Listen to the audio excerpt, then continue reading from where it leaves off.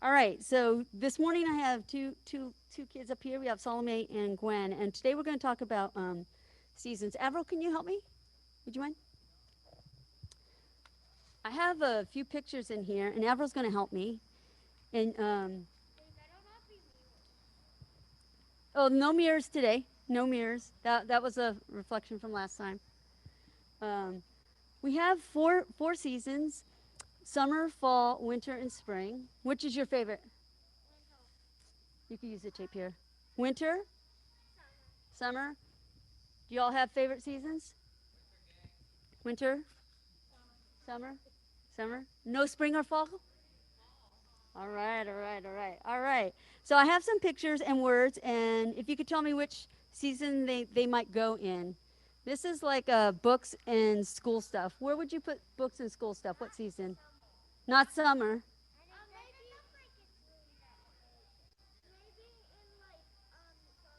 Okay, we'll put that one in fall. Here's the tape. If you, all right, we'll put school in fall. How about a beach ball? Summer. Oh, I'm sorry. I'll stand over here. Will that be better?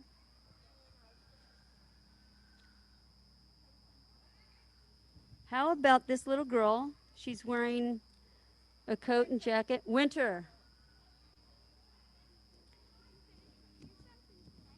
Yeah, you know, you know.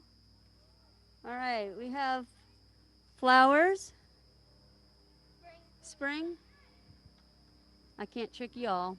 I have words too. Maybe that'll be harder. How about kites? Where would you put kites? Summer? Fall or summer? When, when do y'all fly kites? I don't know. That's true. There are some of these that are going to go in every season. Ooh, I like that. Let's put that one in the middle. How about this one? It's a pool. Definitely summer. Yeah. Have you been swimming yet? Oh, you've been swimming. I think I have no more pictures. Oh, how about this one? Winter. This is a picture of snow. So definitely winter. Uh, oh, I do have a few more. Oh, how about this one?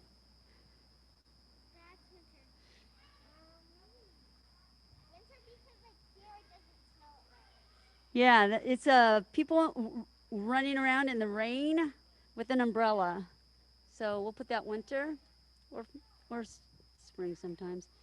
And then I was trying to find a fall one. These are just pictures of leaves. All right. And besides pictures and things that we associate with fall and summer and winter and spring, we have some words.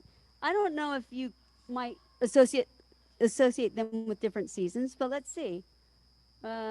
Vacation, summer. Why summer?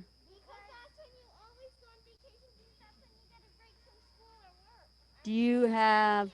Yeah. Okay, we'll put that in summer. How about how about work?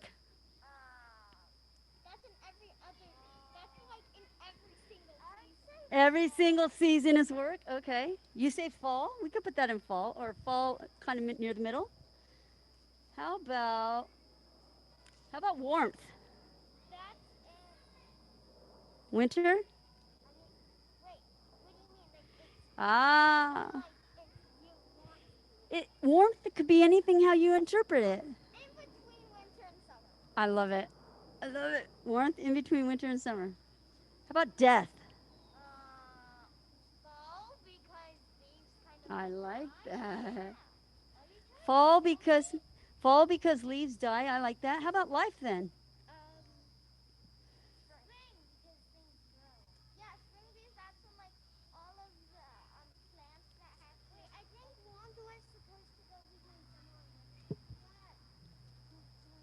I love it. Life. Where did you want to put life? No, death.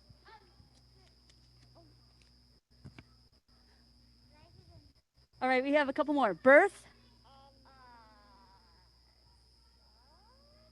fall?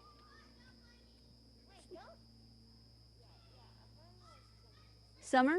Okay. Birth is summer. How about celebration? I love it.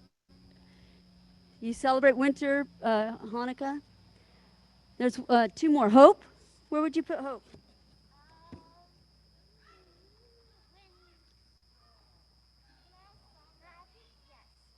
Hope could be summer and community. Every season. All right. Did we run out of tape? I have more. Which one is birth again?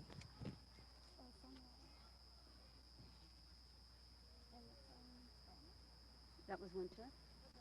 And then, where do you want to put community and hope? Community and hope in the middle. And there's some more tape. All right. So as you guys can see, we have tons of different words up here that represent every season. And it depends on you how you interpret every season. And today that's what we're going to talk about, thinking about the season. And I know we just transitioned into, or for all of us who just finished school, transitioned to summer. My last day of school was on Friday. And that was a lot of celebration for me. But you know what I found out as I started thinking about these different seasons? There are positive and negatives in every season, right? Because some people are like, I don't like winter, it's too cold. But that's when Christmas happens, right? And then some people might say, well, summer's my favorite season, but summer can get hot and busy and stuff. Everything has positive and negatives, right? And the other thing I want you to remember is that seasons, it just happens. We can't stop a season. Can you imagine if every season was summer? No. You would never learn because you would never go to school. That's awful. So seasons have to happen, and we can't avoid them. They come and they go, and it's just part of life. And the last thing I want you to remember about seasons is no matter what season we're in, no matter what season, God reveals themselves to us in every season. A God title? Oh, I guess we could have put God, and God would have to definitely be in the middle, right? But as we think about the different seasons where God is revealing themselves to us, whether it's hard times or good times, times of life, times of death, times of birth, times of spring, times of sun, as we are trying to find shade here, just to know that God is with us at all times. I have where'd Gwen go? That's weird. I have a kids packet. But thank you for participating. And like I said, next time there'll be more kids, so please welcome them. Thanks, Leah.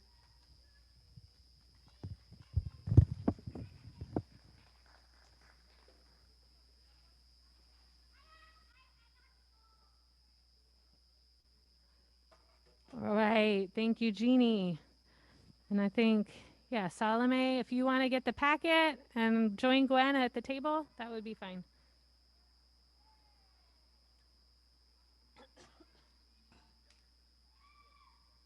All right. Good morning again. If you don't know me, I'm Leah. I'm the pastor here at Haven, and I'm so grateful that all of you are here today as we continue to experiment with this outdoor hybrid Zoom, in-person, mask, distanced kind of gathering, which, let's just be honest, is it's different. It's a thing, but I'm super glad that we have the opportunity to do it. Last time I brought pages and they were flying all over the place. So today I'm going to try preaching from a iPad, but that's new, so we'll see how that goes. But at least it won't. So it's like a little hard to see the light, but at least I don't have pages flying, so we'll see how it goes. Anyway, this morning, as Jeannie has been leading us, we're reflecting a bit on seasons, okay? The seasons we experience not simply as the calendar advances each year, but the seasons we experience as we move through our lives, right? Now, I would say as Californians, I'd argue that sometimes for us, our experience of seasonality isn't as potent as it might be if we lived elsewhere in the world. So like I grew up in Southern California, where climate-wise, we pretty much had like 2 seasons of the year. There was fire season, and non-fire season. And that was those are pretty much the differences, right? I didn't otherwise experience a lot changing outdoors between July and December. But then I went to college in Chicago, and I ended up spending about 20 years in the Midwest. And in that time, I came to develop a kind of sensitivity to the various changes that would come whenever you step outdoors pretty regularly. So you'd get accustomed to sensing that first snap of cool weather in the fall, sometimes like late September, early October, that first breeze that kind of lets you know, okay, the leaves are going to start to turn in just a bit. A couple months later, you would perhaps sense the deepening chill and ponder which magical day would things transform from cold wind and rain to the romantic dusting of the first snowfall. By February, the snow was like long past feeling romantic or magical at all. You find yourself cursing it every time you're shoveling out your car for the third time that week, wondering how long it's going to be before you can finally be outside again without feeling the grip of frostbite. However, sure enough, every year, just weeks later, you'd find yourself tromping through mud in March as the banks of snow begin to thaw, and noticing the first buds on the trees starting to form, a sign that the long winter was passing and new life was coming forth once again. Well, when we look at our sacred texts, we see that the place in Scripture that most clearly reflects on the truth that life is seasonal, is found in an obscure little book. It's a book in the Hebrew Bible known as Ecclesiastes. And the book is written by an unknown spiritual guide who's only referred to it in the text as the teacher. And the teacher lived in the later years in Israel's history, likely the last few centuries before the coming of Jesus. So the teacher is clearly a philosopher. And his writings in Ecclesiastes really reflect this. He writes to his audience about the nature of life itself. And he holds no punches in describing how frustrating he finds that the endeavors of life can be. Eugene Peterson has translated all of the Bible in a version called The Message. And I find that particularly helpful for the first verses of Ecclesiastes. Here you can sense the frustration. Smoke, nothing but smoke, the writer says. There's nothing to anything. It's all smoke. What's there to show for a lifetime of work, a lifetime of working your fingers to the bone? One generation goes its way, the next one arrives, but nothing changes. It's business as usual for old planet Earth. The sun comes up, the sun goes down, does it again and again, the same old round.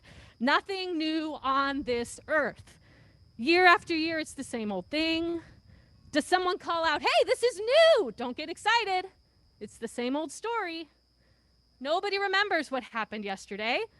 And the things that will happen tomorrow, nobody will remember them either. Don't count on being remembered. So, that's fun, right?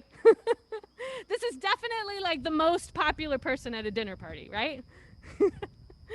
Yeah, this teacher, he reminds me a bit of Eeyore, right? There's this kind of like, nothing really matters kind of sense, right?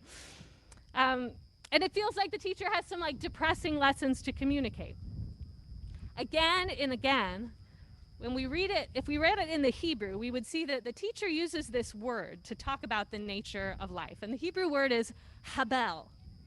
Again and again, we saw it in the first verses. Habel, life is nothing but habel. And the word is often translated, if you looked at some other translations, you'd probably see the word meaninglessness or vanity.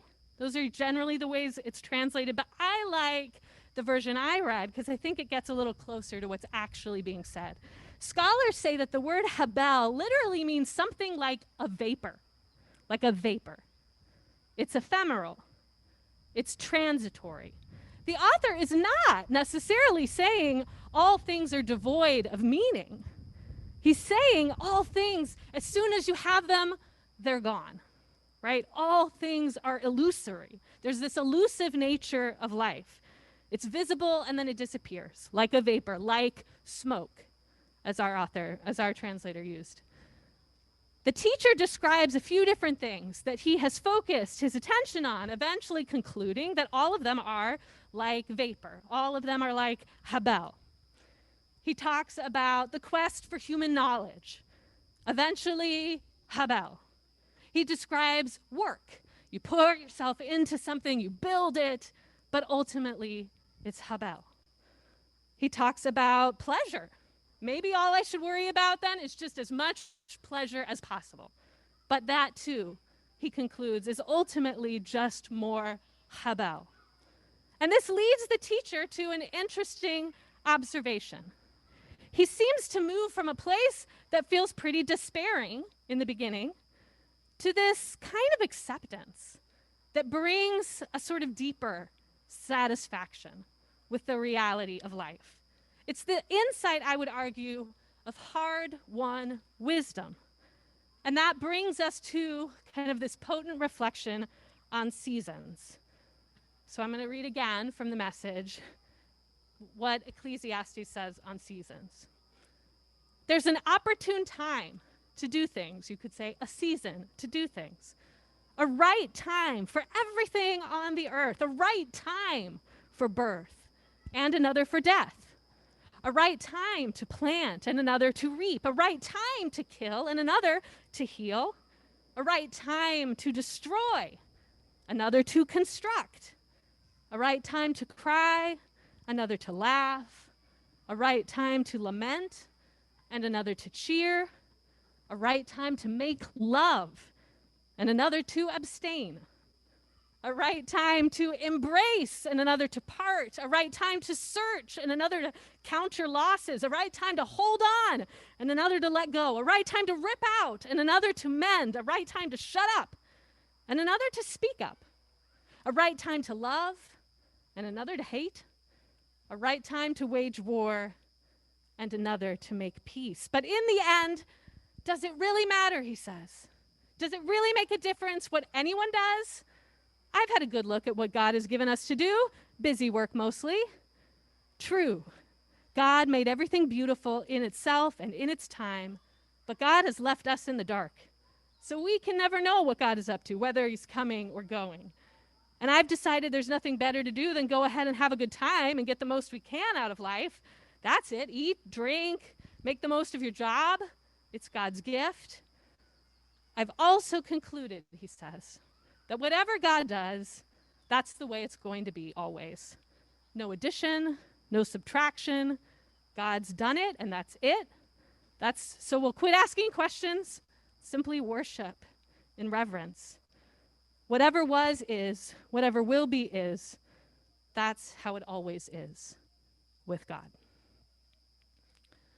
So the teacher here seems to have moved past their wrestling with Habel.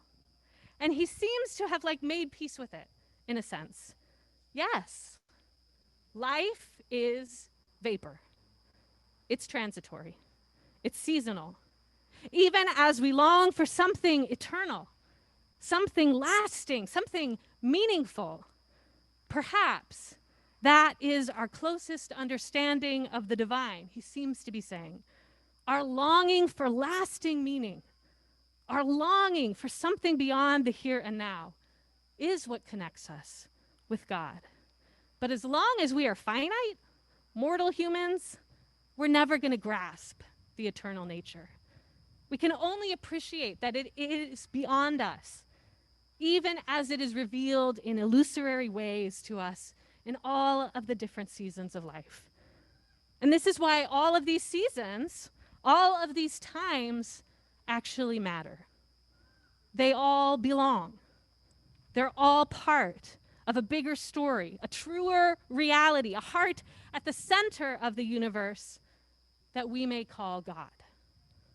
All of our little struggles and quests for significance are simply part of this bigger reality. They're part of revealing the full picture.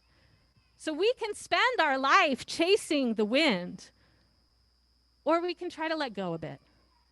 Notice the divine with us in each season along the way. Notice the divine with our companions in each season along the way.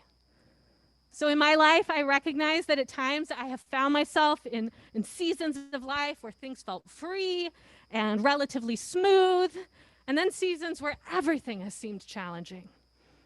But each of them has played an important role in shaping me, shaping my relationship, shaping my connection to the divine. All of them have been important parts of my story, even if my understanding of exactly how they fit together is kind of like vapor. So why did this teacher think this was an important message to communicate to his audience about seasons? Perhaps it had something to do with his setting. Scholars believe this author wrote in the century or two after the people of God had suffered significant trauma, the trauma of exile. And now they had come back. And they were living in relative peace and prosperity. The wisdom, the insight that can come from these seasons of disruption, even pain, those are in the rearview mirror.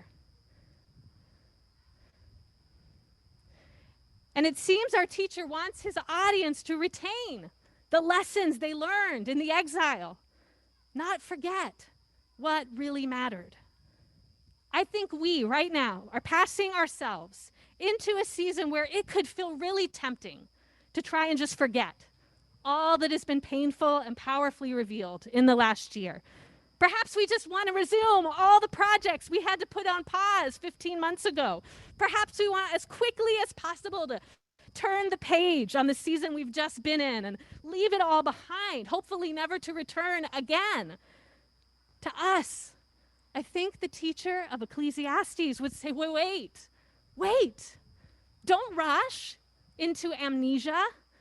Don't throw yourself into trying to build your little empire again, or satiate yourself with just as much pleasure as possible, or amass all the human knowledge needed so that you can change the world. Remember, in the end, all of this is ultimately habel, vapor. This last year of disruption has reminded us all of that. Life with its seasonals, ups and downs, its losses and its gifts reminds us of that if we pay attention. So, pay attention to the seasons in your own life, literal and metaphorical.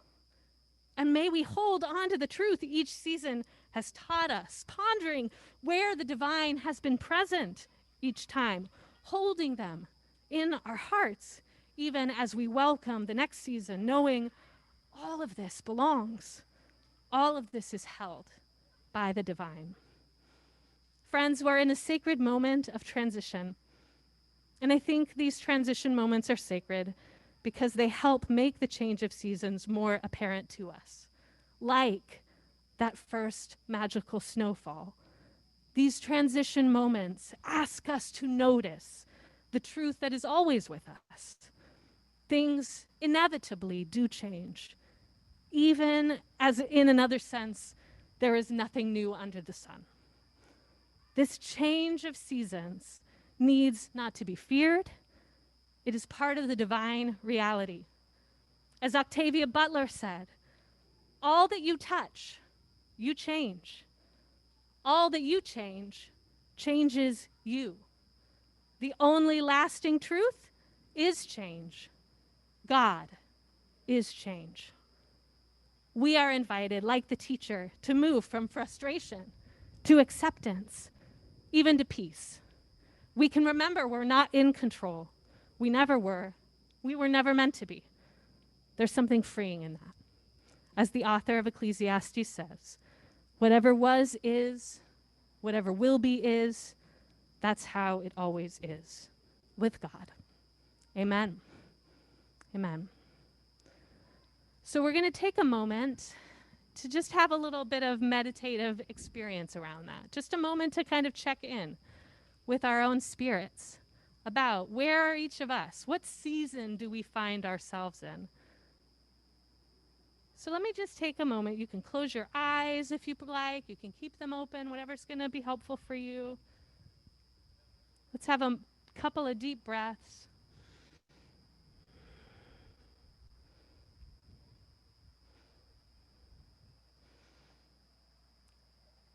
And I invite you, in whatever way feels true to you, to welcome in the presence of the eternal. Welcome in connection with that which is beyond seasonality, with that which is constant and does endure from one season to another, and holds all the vapor, makes meaning in some way that we cannot see of all of it.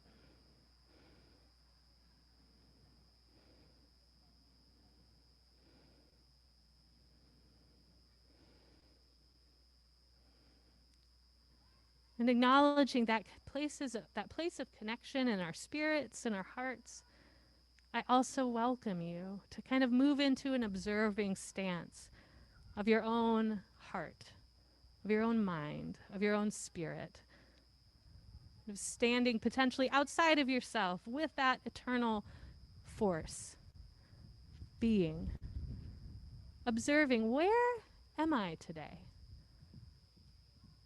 Do I resonate? Which of these seasons that we discussed with the kids feels like maybe the metaphorical season I find myself in?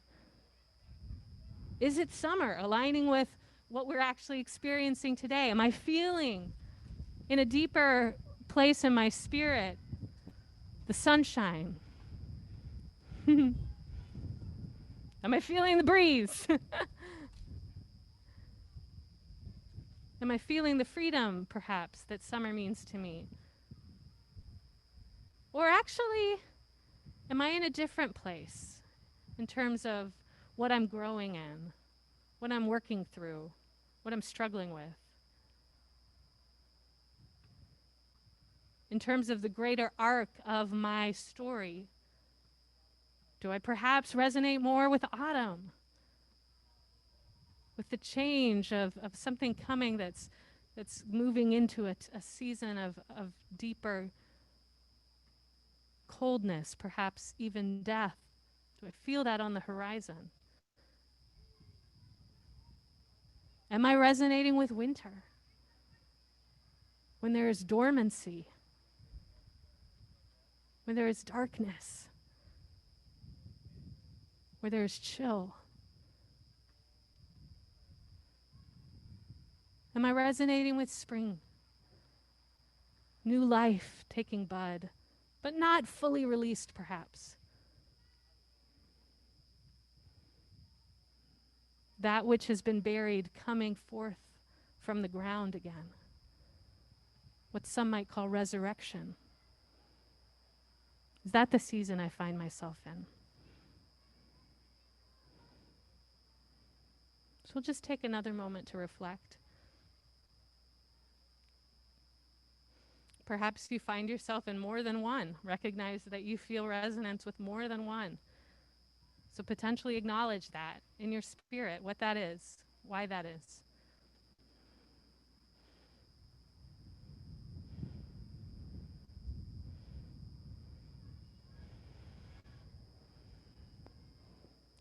And now I invite you to kind of pose to this divine God, perhaps Jesus, however you help, how it's helpful for you to imagine the eternal with you. Invite them to reveal. Maybe they can show you in this place in your mind where they are present to you in this season. What it means for you to connect in this season.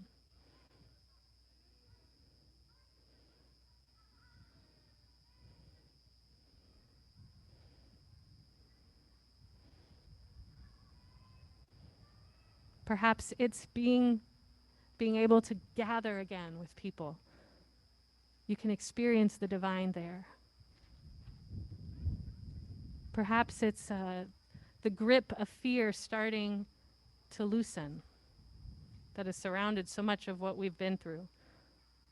Perhaps that is the divine present to you in this season. What might it be for you?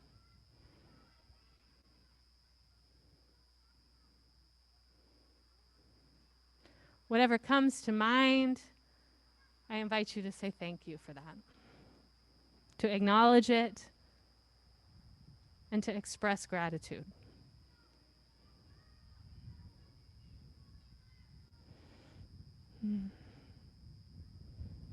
Divine, we thank you for the reality that you are always present.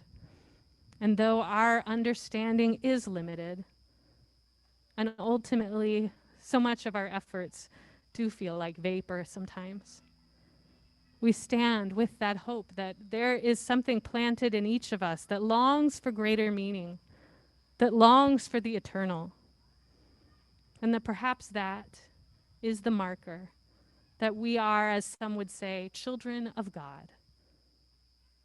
We long for that eternal peace because we know that is where we find some of our place of full being, our place of full presence, our home. Thank you for being that which holds it all. May we see you in each of these changes of seasons. May we find you. May we honor you. And may we honor one another. Amen.